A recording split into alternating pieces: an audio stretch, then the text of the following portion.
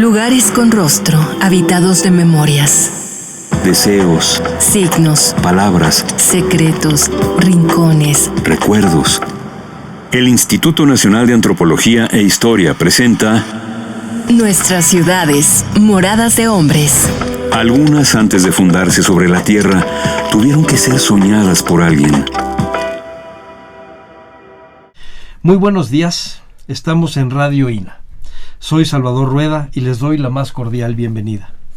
La Secretaría de Educación Pública y Conaculta, a través del Instituto Nacional de Antropología e Historia, los invitan a acompañarnos en esta emisión de la serie Somos Nuestra Memoria, en la que nos acompaña hoy el arquitecto Arturo Balandrano, Coordinador Nacional de Monumentos Históricos del INA. El tema es Nuestras ciudades, moradas de hombres, donde intentaremos analizar lo que han sido y son las ciudades tanto en el mundo físico como en el simbólico. Se trata de reflexionar sobre ese fenómeno tan profundamente humano que es el de los asentamientos urbanos, como el hábitat más complejo de nuestra naturaleza, entendida esta como naturaleza biológica, económica, social, mental, religiosa, utópica, pero también, y ese es en nuestro caso, arquitecto Balandrano, como una ciudad hecha de memorias superpuestas, que eso es lo que la compone, claro, como patrimonio. Así es, por supuesto. Buenos días, muchas gracias por la invitación a Radio INA y a Salvador, muchísimas gracias por la invitación. Encantado de platicar contigo. El tema es apasionante. La ciudad puede verse desde muchas ópticas. Pero sí, por supuesto, es una creación cultural, una creación del genio de los seres humanos y es un legado. La ciudad la construimos todos los días y vamos dejando herencias muy importantes. La construimos y la destruimos todos los días, porque finalmente, recuerdo una frase de Octavio Paz que decía, nosotros vivimos sobre las ruinas, literalmente de las ruinas del mundo prehispánico, pero los espíritus que le dieron vida en su momento todavía están con nosotros. Claro.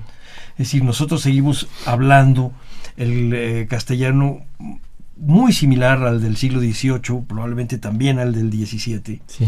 Vivimos en espacios que se trazaron en el siglo XVII, incluso algunos del XVI. Sí. Comemos algunos alimentos que son de la época prehispánica. Claro. Y tenemos una tablet en la mano. Finalmente estamos armados de una suma de siglos y no nos damos cuenta. Pero eso es lo que nos da identidad, y si no hacemos conciencia de eso, no vamos a poder tener un perfil definido. Sí. Y ese es el trabajo que hacen ustedes, arquitecto, ahí en Monumentos Históricos. Platícanos un poco, un día, ahí en la coordinación de Monumentos Históricos. Sí, cómo no, mira, en la Coordinación Nacional de Monumentos Históricos es un espacio muy interesante en el instituto, porque a diferencia, por ejemplo, del patrimonio arqueológico, que es un patrimonio que no vives todos los días en él, los monumentos históricos son un patrimonio vivo que se utiliza todos los días en todo el país. Los dueños de ese patrimonio, a diferencia del arqueológico, que es la nación, la gran mayoría del patrimonio histórico es propiedad privada. Entonces es un patrimonio que se está todos los días utilizando y queriendo modificar para adaptarlo a la vida contemporánea. Y el gran reto de la coordinación es poder darle salida a esas necesidades de utilización sustentable, digamos, en donde el patrimonio no pierda esos valores y pueda ser utilizado para la vida contemporánea.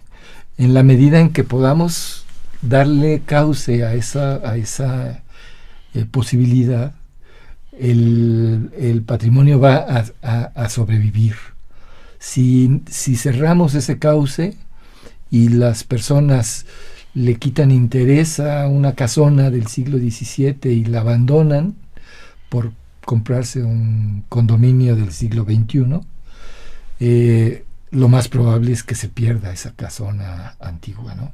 Entonces, estamos todos los días luchando con intereses, estamos luchando con opiniones, estamos luchando con tecnología, estamos sumando opiniones entre arte, utilización, forma,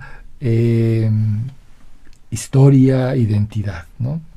Entonces yo digo que es un privilegio el poder trabajar en estas materias.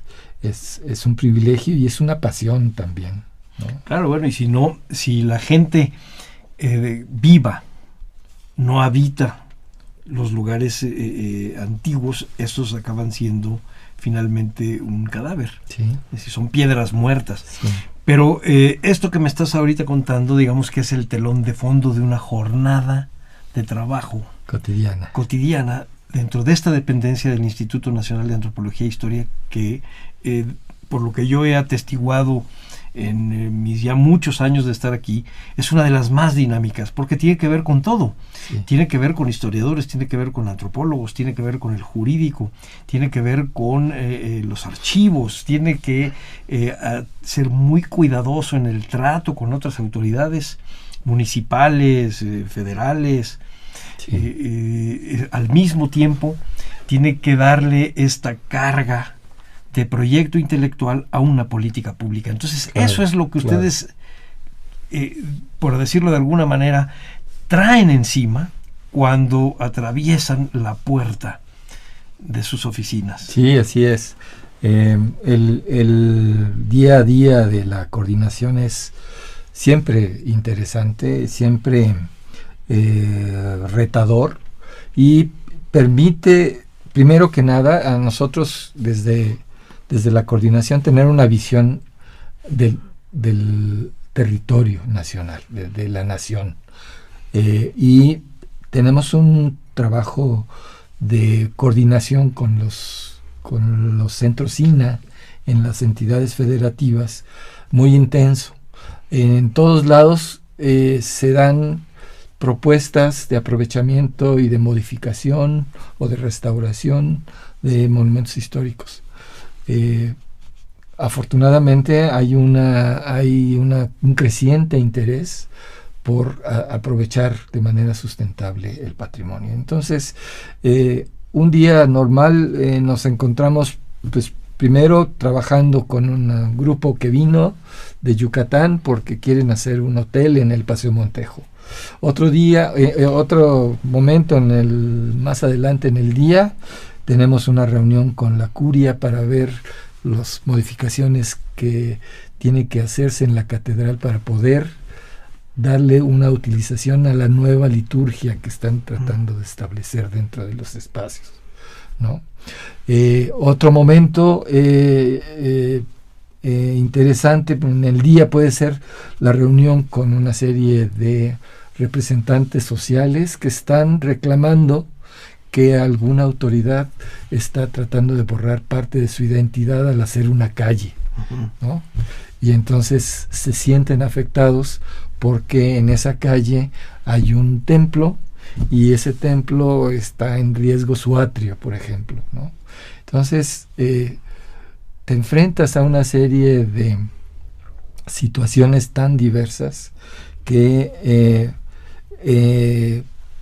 tratando de canalizar todo esto, como tú bien dices, en una política pública, es un reto muy interesante, ¿no? Afortunadamente tenemos gente en el equipo de la coordinación muy capaz, muy talentosa, con mucha experiencia, pero sí, el abanico que ustedes tratan es enorme. Sí. Lo mismo es un atrio de una iglesia del siglo XVIII o incluso del XIX que el mover una puerta o una ventana sí, de una casa virreinal.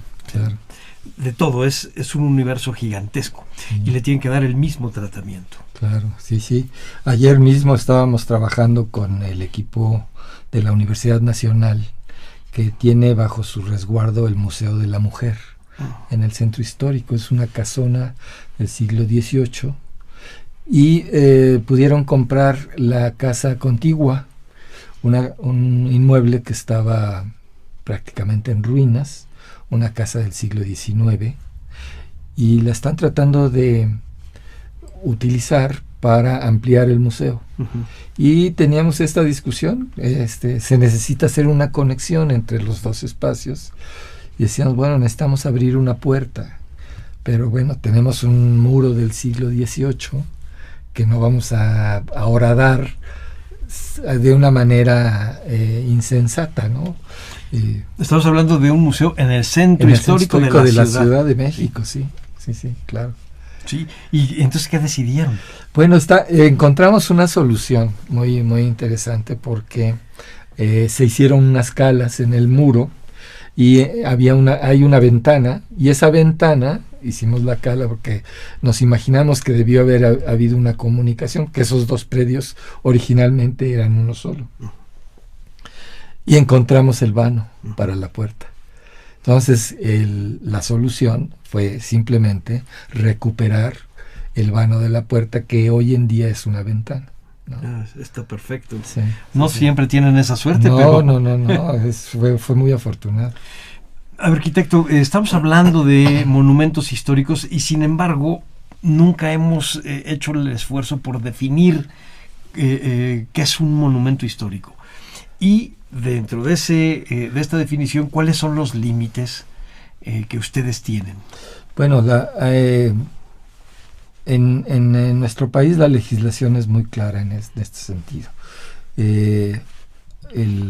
La Ley Federal de Monumentos sobre Monumentos y Zonas Arqueológicos, Artísticos e Históricos señala en su artículo 36 que un monumento histórico es todo aquel bien inmueble que ha estado ligado a un evento relevante en la historia de la nación.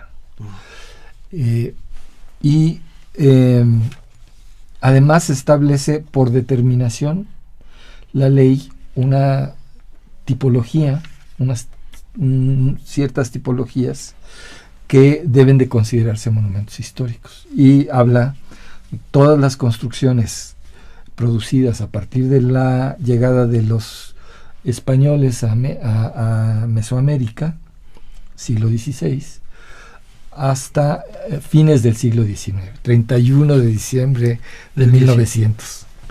Entonces, todas estas construcciones en este periodo, siglo XVI, siglo XIX, hay una tipología, todos los monumentos relacionados con la enseñanza de la religión, todos los inmuebles relacionados con la educación, todos los inmuebles construidos para el servicio público o militar, todos los inmuebles construidos como parte de la infraestructura urbana, y todos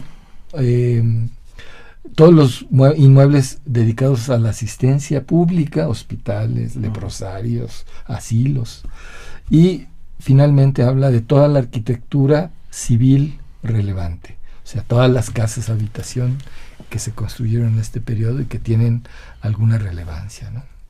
Entonces, el panorama es muy amplio. Nosotros calculamos, el instituto ha hecho un trabajo durante 30 años de catalogación de monumentos históricos inmuebles. En estos 30 años se han catalogado más de 110,000 fichas de monumentos históricos en todo el país, y no hemos terminado de recorrer todo el país. Nos faltan muchas zonas rurales.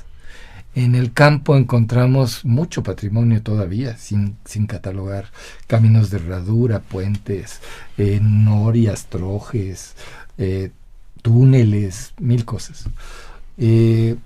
Calculamos que debe haber alrededor de 125,000 monumentos históricos en el país, cuando menos. Entonces, ese acervo pues es muy, muy rico, ¿no?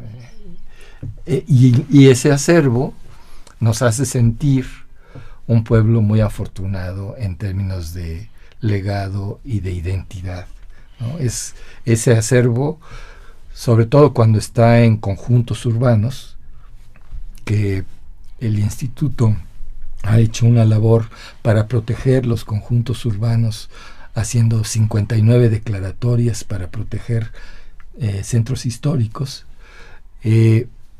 Son paisajes históricos que han permanecido a lo largo de los siglos y donde la gente se identifica inmediatamente. Cuando, por ejemplo, se van a trabajar a Estados Unidos desde una zona de Michoacán y regresan a Santa Clara del Cobre, digamos, y ven desde la carretera, la llegada, las cúpulas del templo, los árboles del parque, que ahí siguen. Uh-huh.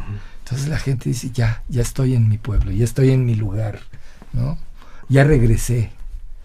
Y la gente no deja de mantener en ese imaginario una apropiación de ese patrimonio, ¿no?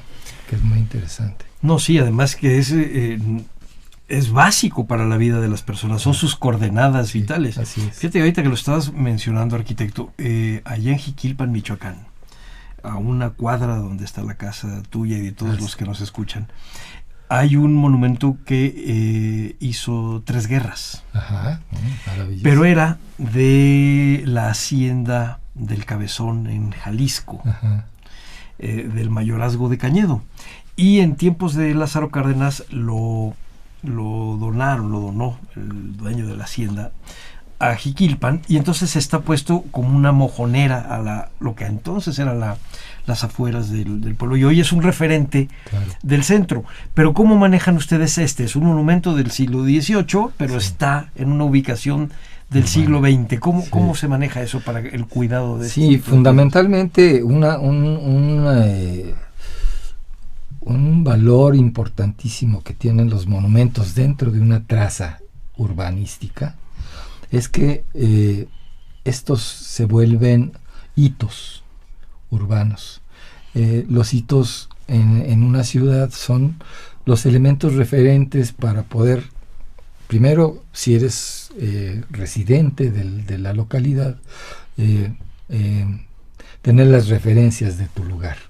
Y los hitos se vuelven símbolos del lugar, ¿no? Entonces, como la Torre Eiffel se volvió el símbolo no solamente de París, se volvió el símbolo de Francia, ¿no?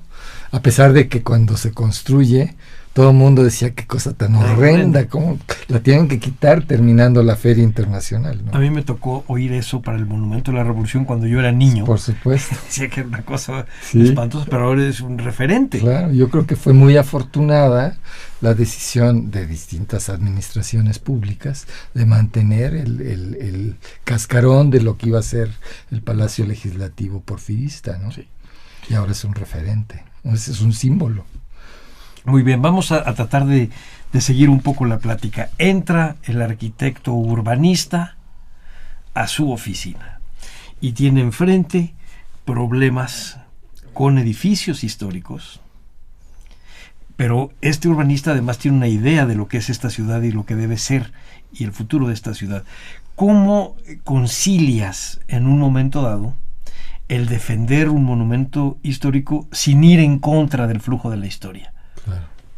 Sí, mira, es muy interesante. Por ejemplo, tenemos el problema que significa el que los ámbitos históricos de los centros fundacionales de las ciudades de nuestro país y de cualquier otra ciudad en el mundo tienen un paisaje cultural que ha permanecido. Sin embargo, como son espacios vivos, todos los días incorporamos nuevos elementos, algunos disonantes con ese paisaje y otros muy congruentes con ese paisaje. Y el reto, por ejemplo, con la arquitectura contemporánea que tenemos es que esta nueva construcción de esta generación tiene primero que nada ser un referente de esta época. Uh-huh. No coincidimos con el hecho de hacer historicismos, no queremos hacer arquitectura colonial en el siglo XXI, que sería la manera, digamos, más fácil de hacer congruencia con los paisajes históricos.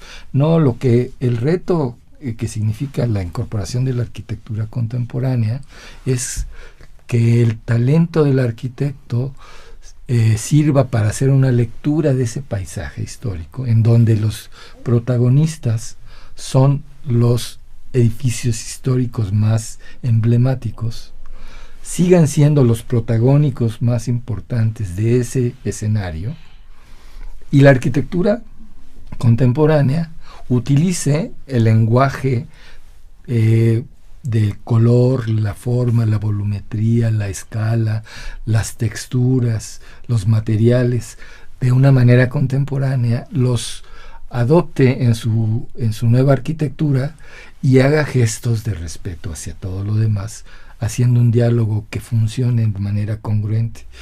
Y eso hace que cuando tiene éxito ese esfuerzo, estamos generando el patrimonio del siglo XXI, a un paisaje cultural que ha permanecido por siglos, ¿no? Lo que da respaldo a la política pública como un proyecto intelectual. Es decir, que ustedes son solamente, digamos, un eslabón de una cadena mucho más larga hacia atrás y que seguramente irá hacia adelante.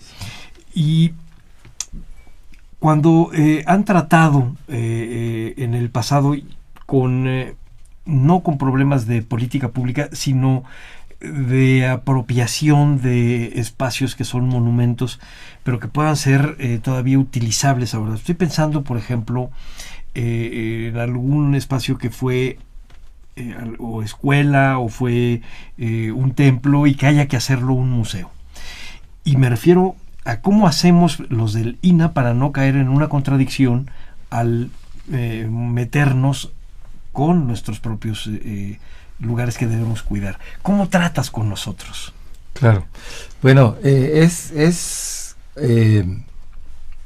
particularmente importante como parte de la labor del instituto el recuperar espacios que están vulnerables, que están por el abandono, por la incuria de los resguardantes o propietarios de estos lugares maravillosos que tenemos.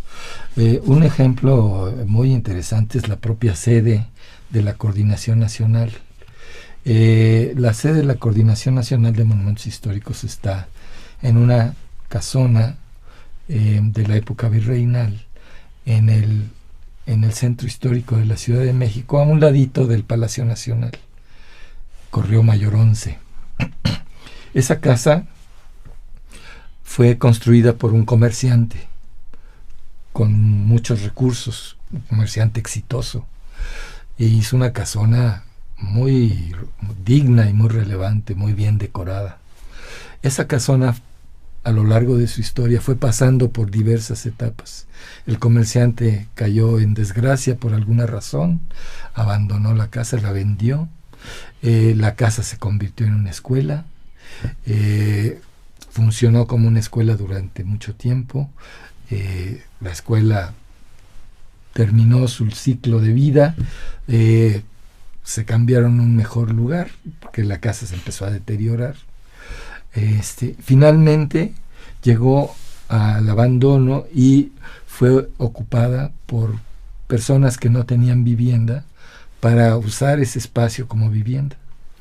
Entonces, durante decenas no tuvo ningún mantenimiento y la casa empezó a perder elementos, perdió una techumbre, se cayeron algunos muros. Entonces estaba en un riesgo terrible. El gobierno federal la adquiere finalmente, le reubica a los invasores del espacio y les da una vivienda digna en el centro histórico y le asigna esa casa al INAH. Entonces, esa casa constituyó un proyecto que nosotros decimos que es el ejemplo de cómo sí se pueden hacer las cosas. Y todos nuestros personas con las que actuamos todos los días, que quieren trabajar con patrimonio y que vienen al instituto a solicitar una autorización, pues ven la casa. Y la casa que tenemos, pues tiene fibra óptica, tiene pues baños inteligentes, tiene energía solar, tiene una serie de elementos de la vida contemporánea que le hemos puesto a la casa sin dañar sus valores patrimoniales, manteniendo esos valores. Y entonces es nuestro principal ejemplo para decirles, miren, sí se puede hacer.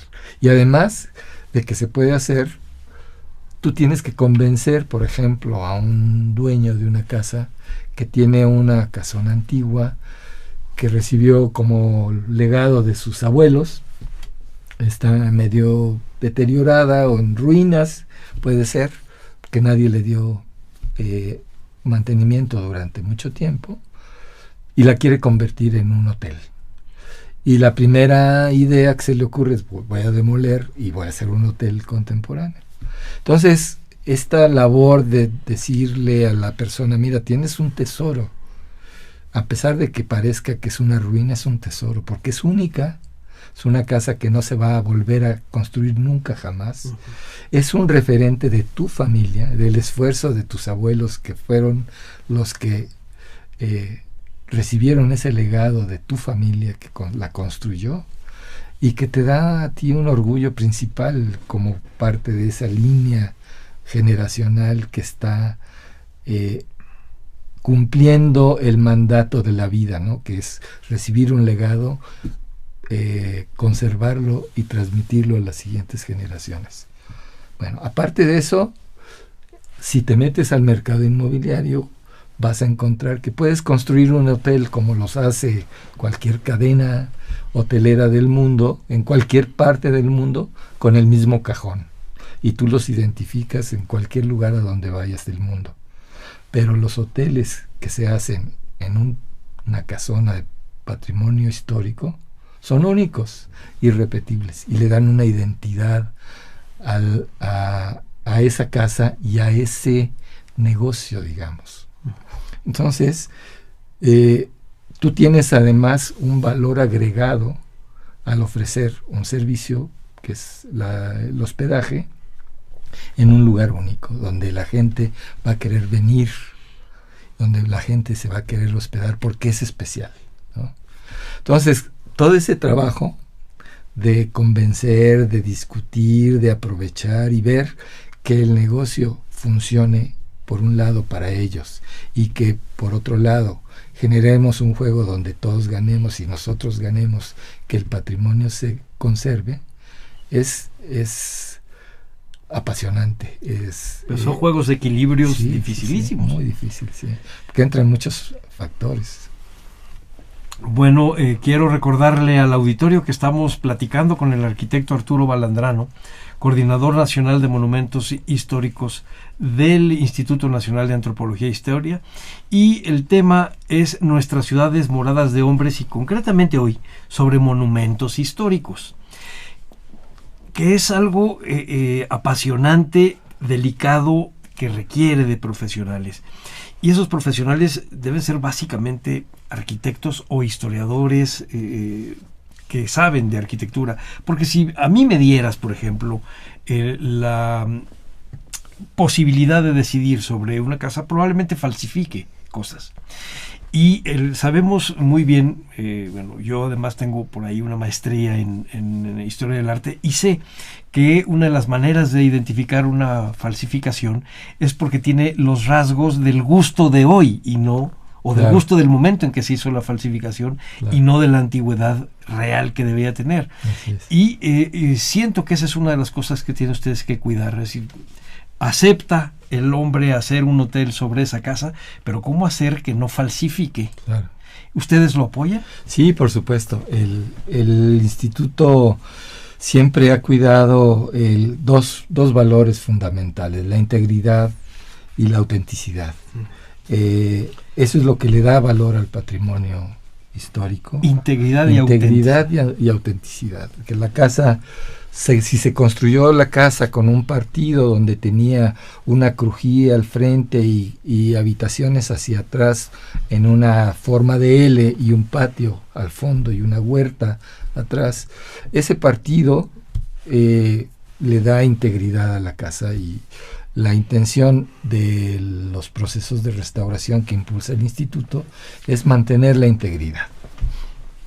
Y la autenticidad se refiere, tienes la crujía del frente, es la original, la que se hizo en el inicio de la casa, pero las crujías posteriores tuvieron adiciones en diversas épocas. Entonces tú ya encuentras un proceso de historicidad en el monumento, que adquiere cierto valor también, ¿no? El que es una casa del siglo XVIII, le haces adiciones en el siglo XIX, esas adiciones siguen siendo parte del valor patrimonial que tiene la casa. Sí, de la historia misma, de la Así biografía de la casa. Entonces, pero la cuestión es ¿qué conservas? ¿No? ¿Qué puedes quitar o liberar de la casa, de lo que tiene añadido la casa? Y ahí es muy importante el criterio de autenticidad. Lo más antiguo es lo más valioso. Si logramos recuperar la forma, la volumetría, los espacios que fueron originales, eso le da más valor a la casa, porque tiene este valor de autenticidad. En ese sentido, los espacios, decimos nosotros otro criterio muy importante. Los arquitectos hoy en día tienen una polémica. Tenemos una polémica. ¿Qué es más importante, la forma del edificio o la función del edificio? ¿Qué es lo que determina cómo es un edificio? Arquitectos muy talentosos, que son artistas plásticos muy, muy, muy grandes, como Mies van der Rohe, por ejemplo, se fue en algunos momentos por la forma.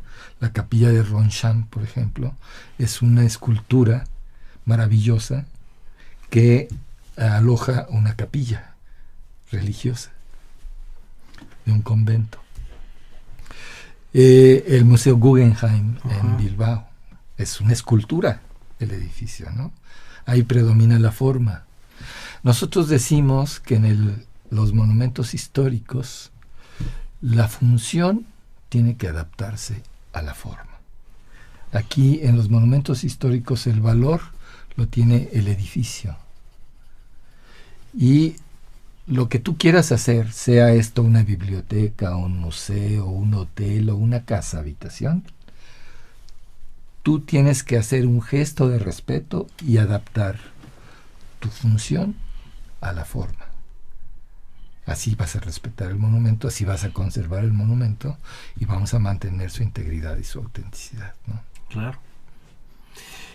Déjame, te voy a cambiar un poquito el tema. Fíjate que hace muchos años, unos 30 o 35, que la historiadora Elsa Malvido, a quien mucho extrañamos, sí, ¿cómo no? Me regaló el librito de Ítalo Calvino de Las ciudades invisibles, y yo cuando lo abrí, que vi el índice, veía la ciudad y la memoria, y tenía algún numerito, la 1, la 2, bueno, sin haber leído el libro todavía. Cuando vi la ciudad y la memoria, yo me imaginé en ese momento cómo hubiera sido una ciudad hecha solamente de monumentos históricos. ¿Se podría vivir eso? Sí, bueno, el libro de Calvino es una joya, es una maravilla, es un referente para cualquier arquitecto, para cualquier urbanista y para cualquier amante del patrimonio también. O sea, ahí tú puedes encontrar las metáforas de la ciudad hacia la cultura, el hombre, la imaginación, los sueños de la humanidad. Las ciudades, por supuesto que pueden ser conjuntos monumentales. Hay ciudades a lo largo de la historia de la humanidad que son así y las hemos preservado así, ¿no? El caso que tenemos más cercano aquí es Teotihuacán.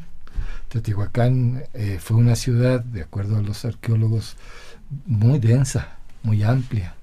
Y hoy en día todavía a lo largo de las excavaciones que se hacen en San Juan Teotihuacán, San Martín de las Pirámides, encontramos los vestigios monumentales de esa arquitectura, que aunque era arquitectura cotidiana, habitacional, talleres de orfebres de obsidiana, etcétera, el conjunto es monumental, ¿no? Yo creo que las ciudades más exitosas son aquellas en donde el genio de sus arquitectos, de su gente, de sus constructores y de sus residentes logran ir sumándole nuevos elementos a lo largo de la historia, sin perder los que ya tenían, ¿no? Casos lamentables que te puedo señalar, como en alguna ciudad de Estados Unidos, la ciudad de Detroit, por ejemplo. La ciudad de Detroit se convirtió en una sede mundial de producción de automovilística. Y eso hizo que la ciudad, una ciudad que era semi-rural, se convirtiera en una urbe. Y esa urbe construyó durante mucho tiempo muchos edificios. Nuestros artistas más preciados, Diego Rivera, Frida Kahlo, pintaron murales en edificios de Detroit. Los norteamericanos, decae la industria, los norteamericanos, sin aquilatar el patrimonio que habían construido a lo largo de la época de oro del automovilismo, empezaron a demoler y a querer usar de manera inconsciente, desde mi punto de vista, la ciudad como si fuera un terreno al mejor postor. Y vas hoy en día a Detroit y ves una ciudad fría, una ciudad desarticulada, una ciudad sin lo que llamamos el genio del lugar, ¿no? Las ciudades que tienen esta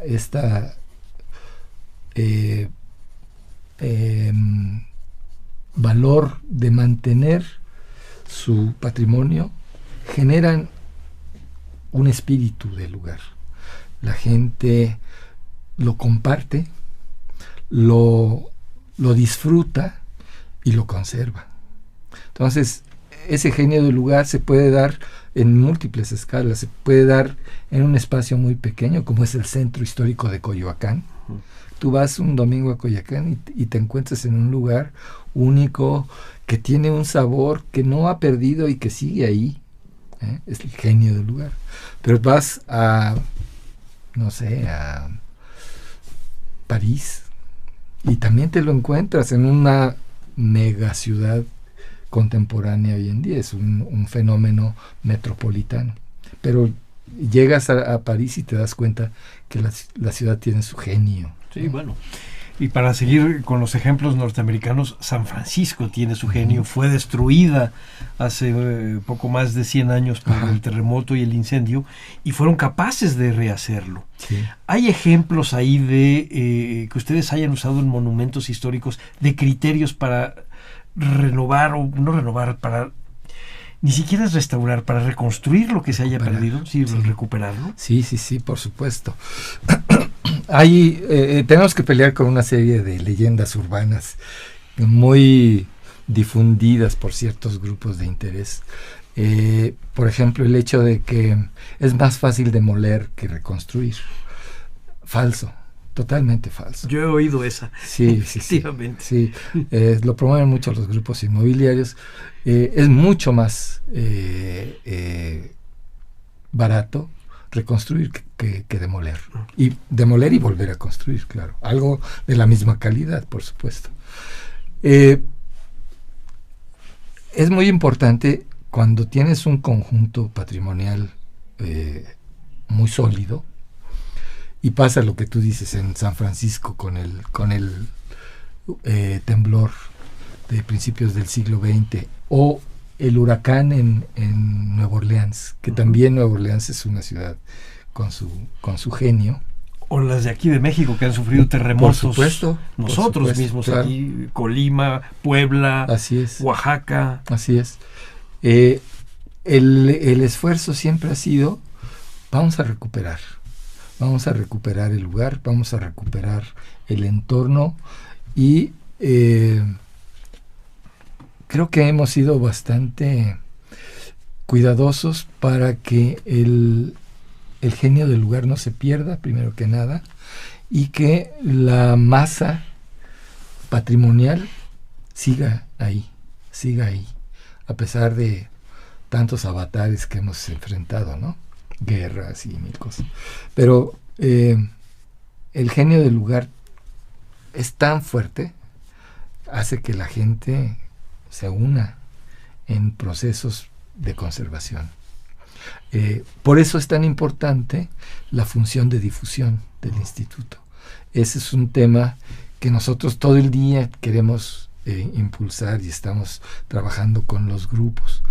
Si tú no conoces el patrimonio, no lo puedes querer y no lo puedes defender.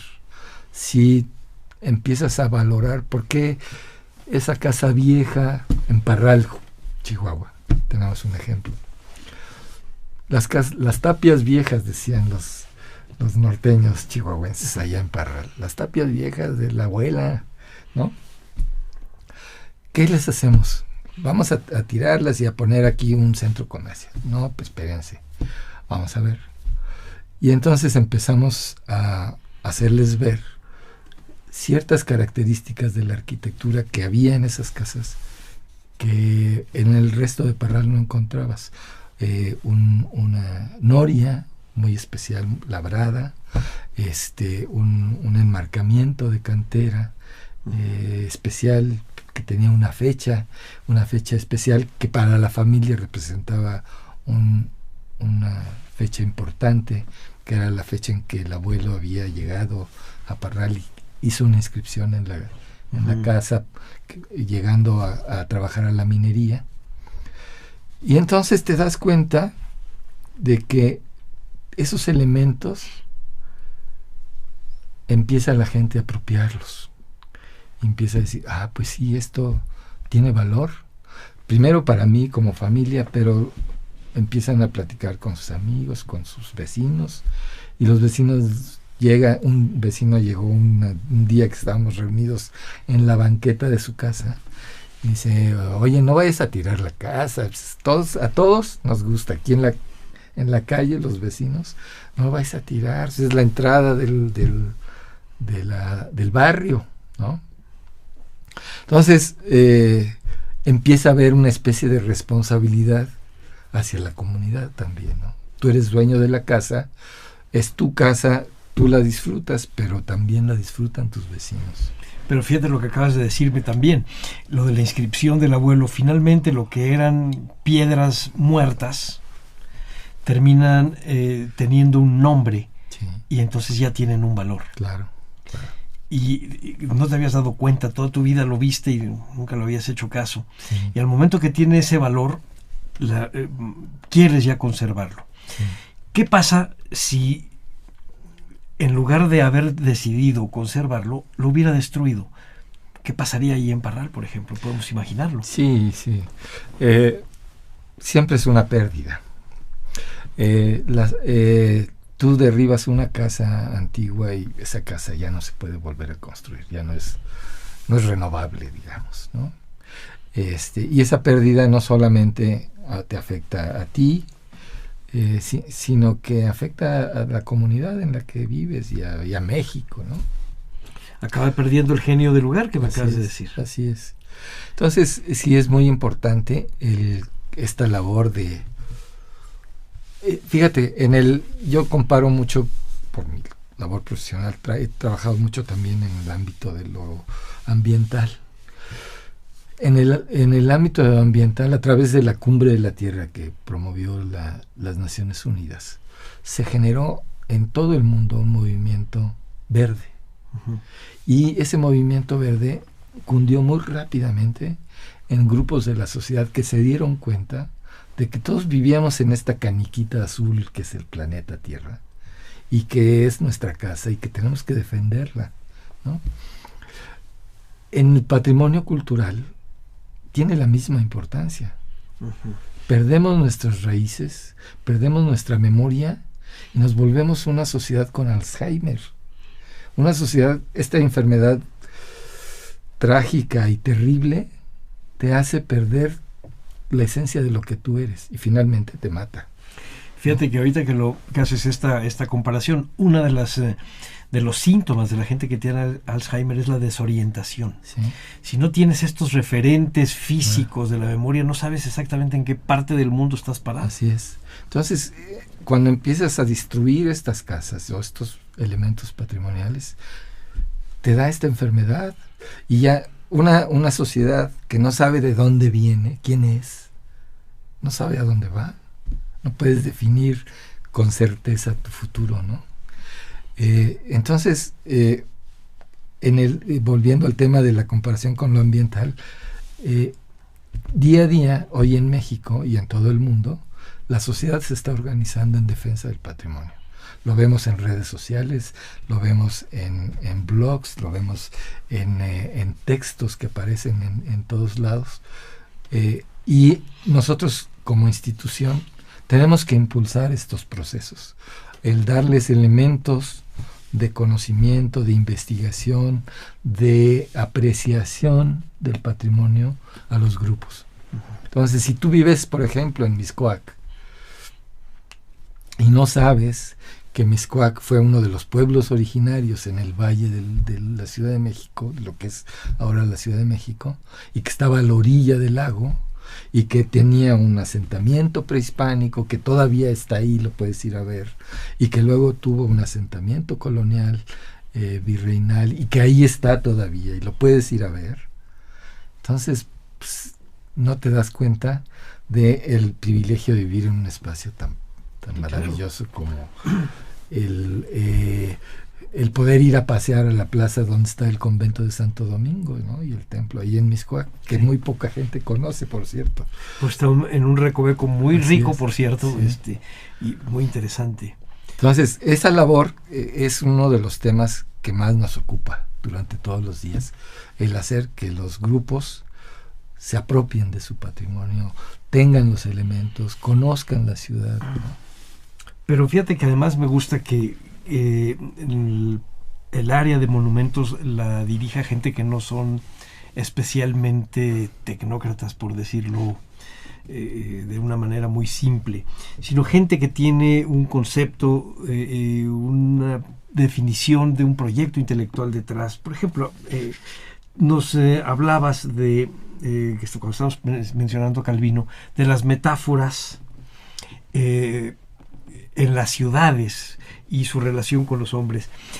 Para el caso de las ciudades y la memoria, estas metáforas, decía yo, que se podían desdoblar fácilmente a los monumentos, pero tienen también un peligro y un extremo. A mí no me han gustado mucho los museos hiperrealistas, en donde llegas al monumento y quien te recibe está vestido como en una época suponen que debió haber estado vestido. Pienso, por ejemplo, en ciertas ciudades museo norteamericanas, donde los sábados y domingos te recibe gente vestida, claro, como el siglo XVIII, claro, un poco teatral, y en realidad te venden galletas y estas cosas, y acaba teniendo un saborcito que no es el del genio del lugar. Sí. En cambio, ves un desfile como el de San Patricio en Nueva York y sientes que ese es el genio del lugar, claro, que si se destruye San Patricio sí se pierde mucho. Por supuesto. Sí, el contenido, volvemos al tema de la autenticidad, ¿no? El tema de lo que realmente es lo preservable, lo que tiene valor, lo que tiene elementos patrimoniales que son un legado y que tú tienes que aprender a distinguir. Es muy importante el que no nos dejemos llevar por la banalización del patrimonio. Mucha gente, hoy en día, por ejemplo, el patrimonio cultural es un instrumento de desarrollo. Es un instrumento que puede promover desarrollo, calidad de vida, riqueza, impulso a las mejores condiciones de la gente. Un país con menos patrimonio es un país más pobre, menos rico, digamos, que un país como el nuestro, que tiene unos acervos verdaderamente impresionantes de patrimonio. Sin embargo,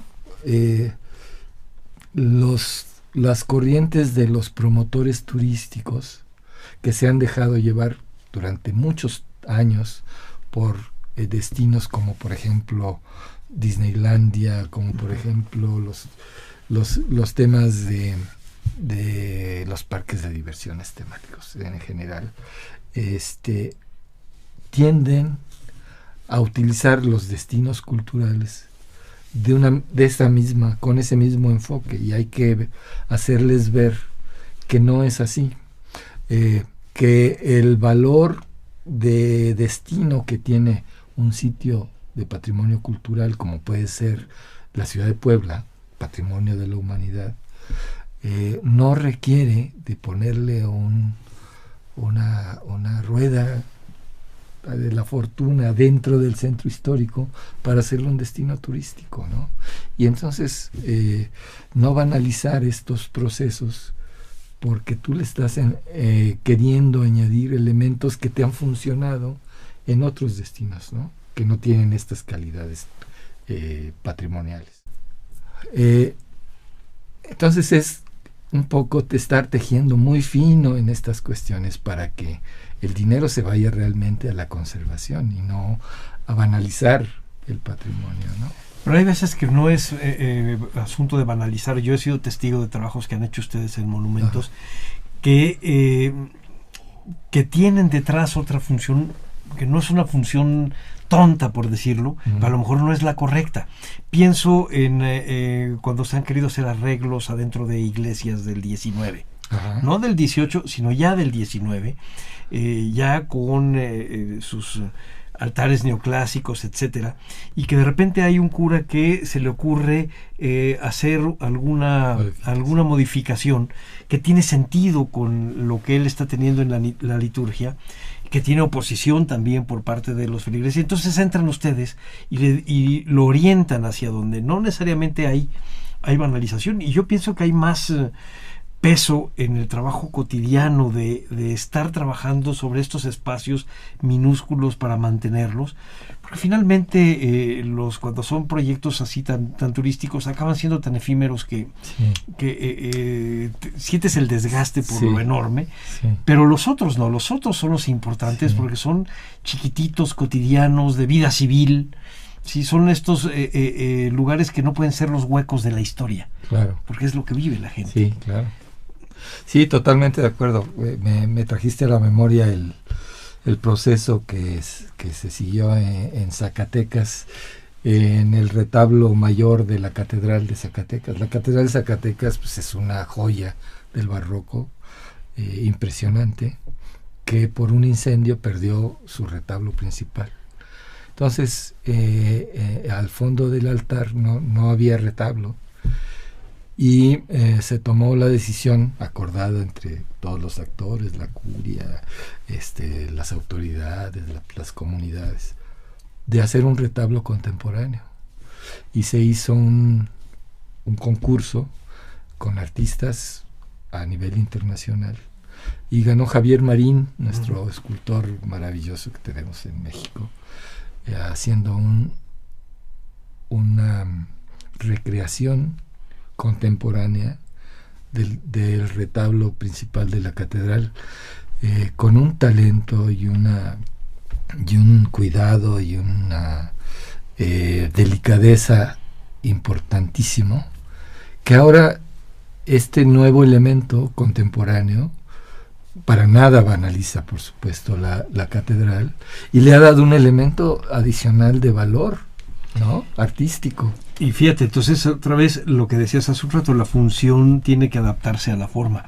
Pero entonces el problema es si lo mal hecho contra lo bien hecho. Sí, el talento. En realidad es el talento contra la ocurrencia. No, eso me parece que debe ser el día a día ahí con ustedes desde hace además años. Sí. Y me imagino que de todos modos eso no va a cambiar. Sí. Déjame otra vez regresar al asunto de las ciudades. Finalmente, la responsabilidad que tienen los monumentos históricos que ustedes tienen bajo su resguardo es que porque forman parte de redes, de conjuntos de ciudades a lo largo y a lo ancho de todo el país. Y que más o menos el criterio, que es el criterio legal, tiene que aplicarse para todos lados. ¿Sientes tú que efectivamente hay ya una conciencia por parte de los dueños? Estoy pensando básicamente en personas físicas, no en ayuntamientos, etcétera, sino los dueños de los inmuebles para cuidarlos. ¿Sientes que sí ha habido eco en la conciencia de la gente del trabajo que ustedes hacen? Sí, es un fenómeno que está creciendo. Ya encontramos personas muy identificadas con sus elementos patrimoniales y cuidadosas de sus tareas.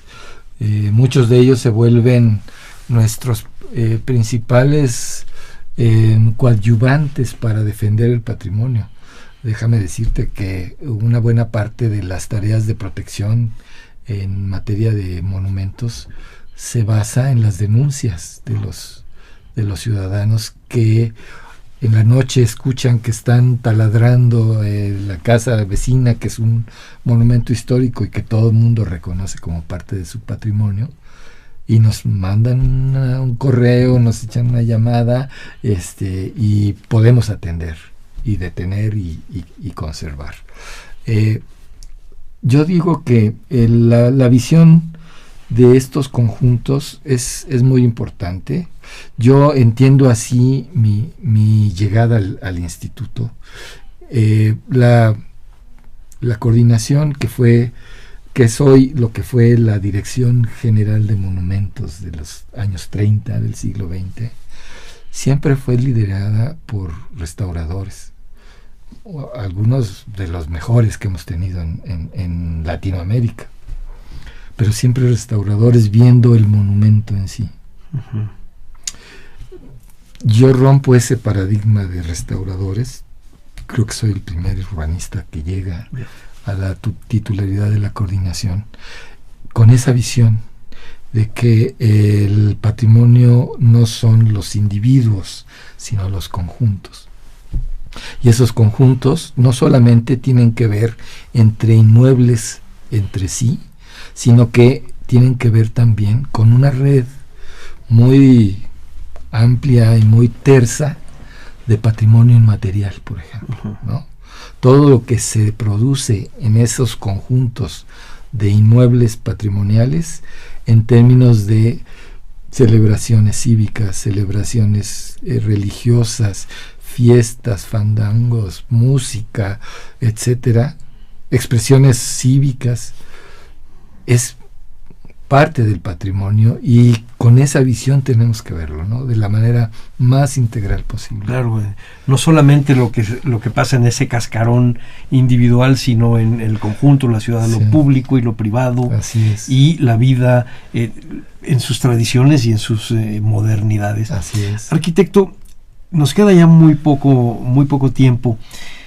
¿Qué bibliografía podrías tú recomendarle a la gente que se interesara en ver el patrimonio, como me lo estás platicando, como un conjunto de historias en donde tiene que entretejerse la antropología, tiene que entretejerse la arquitectura, el urbanismo? Sí, cómo no. Bueno, traté de pensar algunos autores, por ejemplo, en términos de la historia de las ciudades en Mesoamérica. Eduardo Matos tiene textos muy relevantes, ¿no? Él es un especialista en la materia de todo lo que es los antecedentes de nuestras ciudades en el continente. La parte que tiene que ver con la arquitectura con los fenómenos urbanos. Kevin Lynch es un especialista y que nos ha dado un proceso metodológico para identificar los elementos del contexto urbano y poderlos moldear y diseñar. En el caso de México, en términos de la literatura mexicana, pues hay un número muy importante de autores que tiene que ver con las diversas épocas de la arquitectura. Por ejemplo, Domingo García Ramos hace una incursión, es el primer profesionista de la arquitectura que incursiona en el urbanismo de una manera sistemática, con una influencia lecorbusiana, pero que introduce en México el concepto del urbanismo, y tiene textos clásicos muy importantes, ¿no?, que hay que ver, hay que leer. Por supuesto, hay otra literatura que a mí me gusta mucho. Italo Calvino, por supuesto, es imperdible, pero en términos de poesía, tú comentabas una frase de Paz. Varios poetas mexicanos y latinoamericanos han abordado el tema de la ciudad y de los edificios, ¿no?, como elementos del patrimonio de los seres humanos. Ahí es muy importante el propio Octavio Paz. Salvador Novo es un cronista espectacular de la Ciudad de México, ¿no? Y otros referentes en la música también los podemos encontrar. Sí, por supuesto, ¿no? Sí. Chava Flores, por autores supuesto. Sí. fabulosos como Trigo. Sí, claro. Pues muchas gracias, arquitecto. Te damos las gracias por habernos dado estos minutos a este programa muy interesante. Desde la conducción, un servidor, Salvador Rueda, a nombre de Radio INA, doy por terminada esta emisión, que fue posible por la generosa participación de nuestro invitado, el arquitecto Arturo Balandrano, coordinador nacional de monumentos históricos del INA, con quien tuvimos la oportunidad de charlar sobre nuestras ciudades moradas de hombres, y en realidad hablamos de muchas otras cosas. Gracias también a nuestros escuchas, a quienes les sugerimos consultar más de nuestra producción a través de www.radio.ina.gov.mx. En la realización está la Dirección de Medios de Comunicación a través de la Subdirección de Radio INA con Gabriela Marentes. En la producción, Evanibaldo Morales. En los controles técnicos, Javier Cortés. Hasta la próxima. El Instituto Nacional de Antropología e Historia presentó Nuestras ciudades, moradas de hombres.